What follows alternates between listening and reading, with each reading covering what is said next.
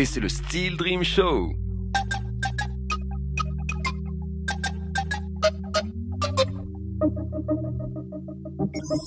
Steel Dream Show, mesdames et messieurs, avec Fabi ici dans notre fauteuil, ça nous fait plaisir, dans notre canapé même. Comment ça va, Fabi? Ça va. T'es bien installé? Oui. T'es confortable sur le canapé? Ça va. On va revenir un petit peu sur ton histoire, Fabi, parce que ça fait un petit moment maintenant que tu fais partie de la scène calédonienne et tu as fait tes premiers pas dans la famille à l'île des Pins. Comment ils vont? Ils vont très très bien. Ils vont tous bien? Ils ont continué la musique? Ils continuent chacun dans leur coin, mais après, quand j'arrive là-bas, c'est l'occasion de sortir le matériel pour animer un peu partout. Ah aussi, vous continuez de faire des représentations ensemble? Ouais. Mais que sur l'île des Pins? Que sur l'île des Pins, voilà. Ok. Comment s'appelle ce groupe, rappelle-le? Mandakar, Mandakar. ça veut dire le bruit du temps. Ok. Et vous êtes toujours là? Oui. À quel âge tu as commencé à chanter avec eux? À quel âge j'ai commencé? En fait, à l'époque, moi, je chantais déjà pas, parce qu'on n'avait pas encore le groupe. Je chantais à l'âge de 7 ans. À 8 ans, je m'accompagnais à la guitare aussi sur scène. Ça m'est arrivé de faire des scènes, mais toute seule. Et puis avec le temps, ils ont vu l'évolution de ma voix, de comment je joue à la guitare, de tout ça. Et puis ils se sont dit, pourquoi pas monter un groupe. Voilà. Donc quand on a monté le groupe avec les frères, je devais avoir 10-11 ans. Ok. Et ça, c'est une grosse expérience pour toi, peut-être la plus importante en tout cas, avant de se lancer en tant que Fabi. Oui. Fabi, ça commence quand exactement? Ah, Fabi, ça commence en 2009. En 2009. Et tu enregistres tes premiers morceaux. J'ai fait mon premier album album solo en 2012. Voilà. Mais au début, tu commences à chanter avec ta guitare et en représentation. Alors, c'est très courageux parce que tu es seul avec ta guitare. Ouais. C'est peut-être l'exercice le plus difficile pour les chanteurs. On a peur de quoi quand on est devant du monde avec que sa guitare et sa voix? On a peur parfois d'oublier les paroles. Ouais. Des fois, ça peut arriver que le moindre stress qui passe. Tu fais quoi dans ces cas-là, nanana? Je travaille, j'essaie d'accumuler beaucoup d'énergie avant de monter sur scène pour éviter d'être stressé. Du coup, le stress, je ne l'ai pas sur scène. Ok. Dès les premières chansons, dès les premières paroles, ça s'en va. Ça va, c'est après quand je descends de scène que je suis stressée. Ok. Parce que j'apprends la réaction des gens. D'accord. Et généralement, ça se passe bien, ils sont contents les gens? Ok. Tu as eu des grandes rencontres aussi, c'est un petit peu après, peut-être plus vers les 2013, 2014, où tu rencontres Gramps? Oui, 2012 aussi. Mais c'est la même année où j'avais fait mon album. Commencé? Ok. Et tu as eu de la chance de tomber sur ce monsieur au même moment, ce qui l'a permis d'enregistrer un joli morceau avec lui, qui connaît toujours du succès sur YouTube. On continue toujours d'en parler et ça va faire presque 6-7 ans maintenant. Comment t'expliques ça, qu'on en parle encore autant de ce morceau et qu'ils sont encore diffusés sur les... Moi, je sais pas. Parce que ici, les gens, ils sont très fans aussi de Gramps et puis de son groupe aussi. Ok. Morgan Heritage. Encore aujourd'hui, tu penses? Encore aujourd'hui. Si Gramps revenait en concert ici, il referait du monde? Ah oui, ouais. Toujours. Ok. Ce morceau, il est autour de la croyance, de Gramps aussi. Est-ce que c'est ce qui fait aussi peut-être le côté universel du message de ce morceau? Fait que ça touche à tout le monde, quoi. Ça parle à tout le monde. Je pense que c'est ça aussi, oui, ça parle à tout le monde. En fait. Ok. Toujours autant porté vers la religion, vers le spiritualisme? Oui, toujours. Parle de tout, de Dieu, de la religion, de la vie aussi en général. Des choses qui nous touchent. Et même des choses qui ne me touchent pas personnellement. Il suffit juste que je vois, que je suis témoin d'une situation, que je vois quelque chose, que j'apprends quelque chose, et du coup je me mets à écrire dessus. Okay. Est-ce que ça part un petit peu avec le côté gospel que tu as en toi? Le côté à la fois de la voix et des chansons spirituelles? Oui, aussi. T'aurais aimé être la petite Lauryn Hill dans Sister Act? Non, pas jusque-là. Pas jusque-là. Est-ce que ça t'aurait plu de faire partie d'une chorale comme ça? Est-ce que tu l'as peut-être déjà fait? Non, j'ai jamais fait partie d'une chorale. À l'époque, j'étais dans un groupe de jeunes à l'île des Pins. On peut pas appeler ça peut-être une chorale, mais on animait pendant les messes, pour les mariages aussi. Et que ce soit des mariages les gens de la famille ou même des étrangers qui venaient se marier avec des peintres, c'est nous qui animons leur mariage des fois. Et le fameux Happy Day, tu l'as jamais chanté pour une cérémonie? Ah non.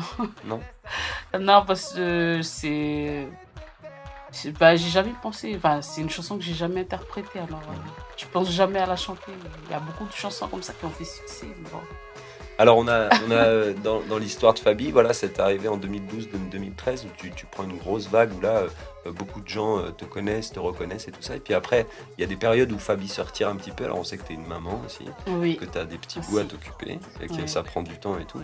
Est-ce que toi, ça fait partie, comment dire, ça fait partie de ta ligne d'artiste, de faire des apparitions, de redisparaître, de réapparaître? Ou est-ce que c'est vraiment la contrainte de la vie qui te fait que tu peux pas être toujours au devant de la scène avec des choses à proposer? Ben, en fait, je peux pas dire que c'est une contrainte, c'est plus un choix. Parce que c'est bien des fois de se montrer, puis parfois il faut se laisser du temps. Pour Du temps pour retrouver l'inspire? pour l'inspiration, pour laisser du temps aussi à l'esprit de se poser un peu, de se reposer un peu quelque temps, pour voir. Et puis voilà, enfin, moi je pense que c'est ça, c'est important quoi. Est-ce que là justement avec ce temps qui est passé, les inspi de Fabi elles ont pu changer? Est-ce qu'il y a des nouvelles choses que tu as envie de nous chanter maintenant? Et des nouvelles choses, ben oui, l'inspiration. Bon, ces derniers temps, je m'inspire. Ben, je suis toujours dans la religion, mais je veux dire, je m'inspire beaucoup de ce qui nous entoure. Parce que c'est un rapport avec le changement climatique, avec la pollution, avec. Je me mets à écrire plus en langue par rapport à avant en fait. Avant, j'écrivais pas beaucoup de chants en langue, j'écrivais beaucoup en anglais, en français. Ou si j'écris en langue, ben, ce sera peut-être une chanson, c'est tout. Ok. Mais depuis quelques temps, ben, je monte plus sur la scène, je reste un peu à la maison, je travaille un peu ce côté-là parce que j'ai été élevée dans une famille où on parle couramment la langue, mais je suis une famille de 9 enfants. Donc je suis l'avant-dernière, moi et ma petite sœur. On est les 2 dernières de la famille, on nous a jamais parlé couramment la langue. On sait parler la langue, sauf qu'il faut pratiquer pour pouvoir que ce soit automatique, faire une phrase automatiquement sans réfléchir à la traduction en fait. Mais depuis quelques années, je m'entraîne à parler en langue et tout ça. Et je pense que c'est important aussi. Elle est belle ta langue. Ouais. T'as souvent été fan des divas américaines pour le coup la plupart du temps. Oui. Je crois que ta préférée c'est Mariah Carey, peut-être une de tes préférées. Mariah Carey, ouais. Ouais. Donc tout ça c'est des divas. Alors le mot diva, comment tu le définis toi déjà? Quelle idée t'as derrière le mot diva? Tu penses à quoi quand je te dis? C'est bizarre parce que parce que moi je les appelle pas des divas. Enfin, j'ai jamais pensé déjà à les appeler comme ça. C'est plus, c'est des grandes chanteuses tout Ouais. court. Ok. Pour moi, des divas, c'est rien à voir avec la musique. C'est à quoi que tu penses quand je dis diva? Bah, je sais pas, des princesses, des, Ouais. des gens de la haute. Qui Voilà, font des quoi. manières et tout ça. Ouais, Bon, voilà. est-ce que tu sais que Mariah Carey c'est quand même une des filles qui a le plus de, pas de scandale, mais Ouais. pour aller faire ses scènes, par exemple, elle a besoin de beaucoup de choses dans ses loges, elle a beaucoup Oui. de manières. Ouais, oui. Bon, il y a certaines rumeurs qui disent qu'il y a un mec qui lui prend son chewing-gum qu'elle a dans la bouche, elle lui donne dans la main, tu vois, c'est le genre de truc que Maria peut faire.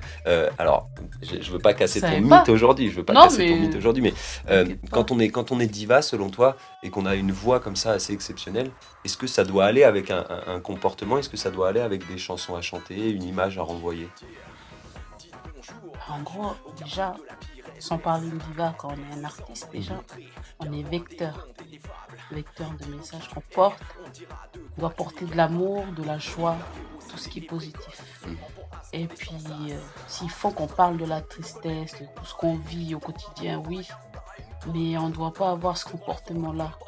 Parce que pour tout, si je peux appeler ça, moi je dis jamais que j'ai des fans, je dis que c'est des amis ou pour tous les fans là qui nous suivent, qui suivent Mariah Carey et tout ça, on est un exemple pour eux. Donc eux, ils vont voir ça, ils vont se dire, ben, ah ok, c'est ça. Donc Faut faire comme ça. moi, je vais chanter. Comme ça, je pourrais me faire traiter comme une princesse et tout ça. Non, parce que c'est pas comme ça. Ça marche. on est artiste, donc on porte l'amour, on porte des messages, tu vois, à tous ceux qui nous écoutent, à tous ceux avec qui on a envie de partager ça. Donc on doit amener des choses positives et montrer notre vraie personnalité, parce qu'on peut pas, on n'est pas comme des acteurs. Je veux dire, dans les films, c'est pas, voilà, ils jouent, c'est faux, mais en réalité, quand ils sont chez eux, c'est leur vrai eux. Bon, je sais pas. Non, c'est clair. Mais c'est sûr que d'un côté, voilà, c'est trompeur, mais je veux dire, voilà, moi je pourrais jamais faire ce qu'elle fait. Jusqu'à maintenant, j'ai toujours été qui je suis avec les gens en dehors de la famille, avec ceux qui me soutiennent, et puis avec ma famille. Je suis toujours Fabi, vrai, voilà. C'est pour ça que j'ai jamais voulu avoir de pseudo. Parce que Fabi, c'est mon prénom tout court. C'est Fabienne. Moi, mon prénom, c'est Fabienne. Voilà. On m'a toujours appelé Fabi, puis du coup, je dis, je vais mettre ça en tant que pseudo. Je veux pas avoir un nom qui n'a rien à voir avec moi, en fait. Est-ce qu'avec le temps, tu es contente finalement d'avoir eu à rester ici, c'est-à-dire de ne pas partir comme certains d'autres ont pu le faire, parcourir un peu le monde pour chanter? Est-ce que tu es contente d'avoir œuvré ici en Calédonie? Est-ce que tu as encore envie de le faire? Oui, je suis contente d'être là, parce que je pense que c'est la vie qui se charge de tout ça. Ouais. On est là parce qu'on doit être là. Il y a des choses qu'on fait, il y a des choses positives, des belles choses qui nous arrivent, comme avec Grumps. Pour moi, c'est des miracles de la vie. Il n'y a pas eu de fausse joie dans tout ça? Il n'y a pas eu d'espoir parfois de pouvoir faire plus de musique, de pouvoir plus en vivre? Non. Je fais ce que j'aime, je vis avec ce que je peux, et puis voilà, je veux pas... Si un jour j'arrive à faire plus, c'est parce que ça doit se faire. Est-ce que tout ça serait pas grâce à ce cadre familial que tu as depuis le début, de cette simplicité à chanter naturellement? Je pense, oui, aussi. Merci la petite famille à Fabi. On va écouter de la musique avec Fabi aujourd'hui, ici, la chanteuse de l'île des Pins avec nous. Yes, ça donne envie de foncer tout droit, d'user la courroie, de retirer le bras de la coudoir. Les gosses veulent nous voir, les gosses se mouvoir. Tu sens le pouvoir et fais miroir, miroir, miroir, miroir. Voilà, après avoir écouté un petit peu de musique avec Fabi, ou Fabienne, parce qu'elle l'a dit tout à l'heure, elle a gardé son blaze d'origine. Fabi, on t'appelait comme ça quand t'étais petite, Fabi? Oui, ouais, toujours. Ok. Et c'est toi qui as mis... C'est un Y ou un I, je sais jamais. C'est un Y. Un Y. C'est pour le côté américain? Non, parce qu'un jour j'ai vu ma mère l'écrire comme ça. Du coup, t'as gardé. Du coup, j'ai gardé, je me suis dit, c'est bizarre, parce que Fabienne, c'est avec un I, alors bon. Ok maman, ça me fera un petit blast pour faire les chansons et tout ça. Ouais. Alors aujourd'hui, on en parlait, tu as fait un album, c'était en 2012, ça 2012, oui. Derrière, tu as continué à tourner avec un petit peu à présenter tous ces morceaux. Tu es souvent appelé pour les hôtels notamment. Oui. Parce qu'on aime aussi avoir quelqu'un de posé comme ça lors de l'apéritif avec sa guitare qui nous chante des jolies chansons. Est-ce que tu arrives à caler quand même quelques compositions dans tes sets que tu proposes? Beaucoup plus de compos que de covers. Que de covers? Ouais. Quels sont tes covers préférés? Peut-être celles que tu présentes quasiment à chaque fois? Ça change en fait, à chaque fois je fais des reprises de chants d'ici ou international en fait. Mais j'ai pas de préférence en fait. Je me dis que j'imagine en fait des fois. J'imagine que la soirée elle sera comme ça, allez je vais chanter ça. Okay. Tout va dépendre de l'heure à laquelle je chante Ça m'arrive parfois de chanter pendant 3 heures. Avec une pause de un quart d'heure, juste un quart d'heure quoi. Et il t'arrive de changer le programme de ta setlist en fonction des clients que tu as devant toi? Il m'arrive de changer ou d'en rajouter parce que parfois ça arrive que la liste de chants que j'avais prévus au départ, je les ai toutes faites. Du coup, parfois j'improvise. Je chante des compos que j'ai jamais sortis en album ou des reprises. Je me dis, tiens, je vais faire cette reprise-là parce que je ne l'ai jamais faite sur scène. Pour voir la réaction aussi des gens. Alors, on sait que tu performes la guitare, mais tu performes aussi le clavier. Oui. Lequel des instruments, finalement, sur lequel tu es le plus à l'aise aujourd'hui? La guitare. C'est la guitare, toujours? Ouais. Est-ce qu'elle t'emmène vers d'autres inspirations? On connaît ton attrait pour le R&B, le reggae, oui. la soul. Est-ce que parfois cette guitare peut te faire partir ailleurs, sur des airs plus rock, sur des airs plus... Je sais pas, je pense pas. Non, tu restes dans tes inspirations. Je reste toujours, oui, non mais... Là, tu dois en avoir de nouvelles compos, c'est Oui. dans le but de sortir un nouveau projet? Ouais, je pense faire un...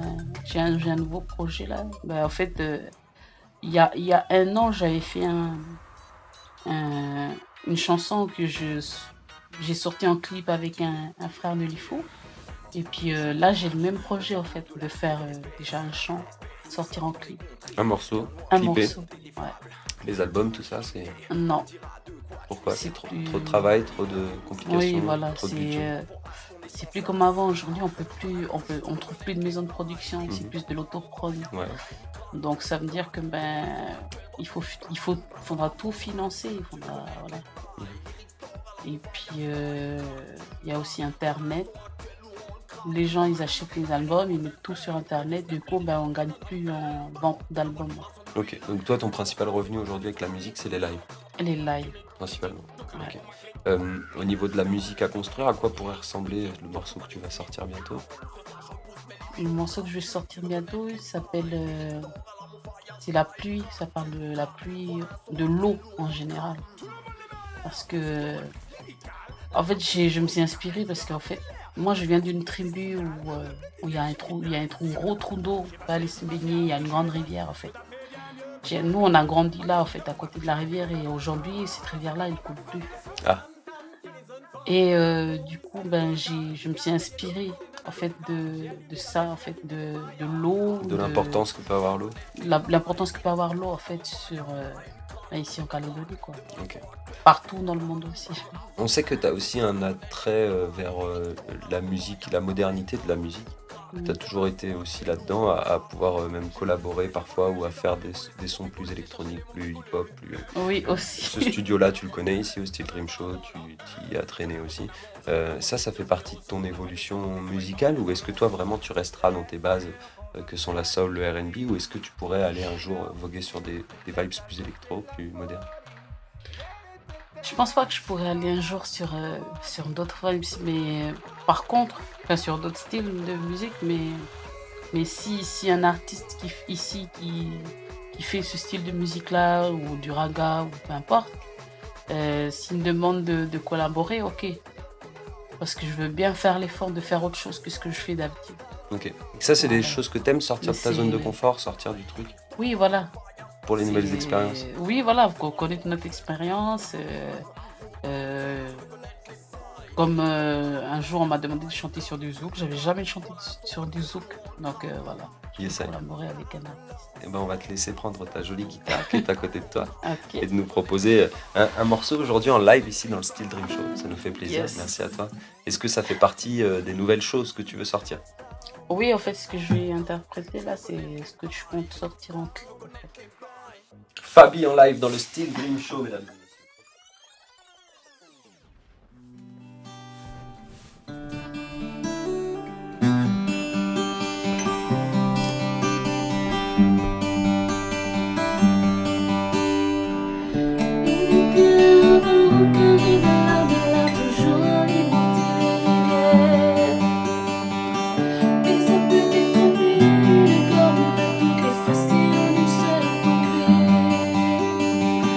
Et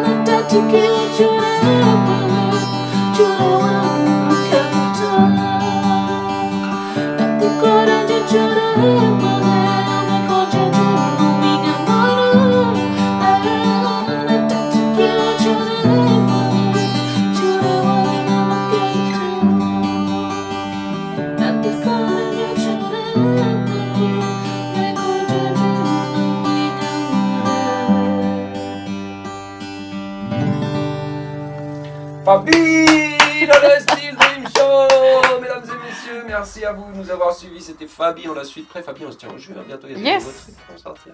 Oui. Le retour, le comeback. Fabi, merci à tous. Et c'est le Steel Dream Show.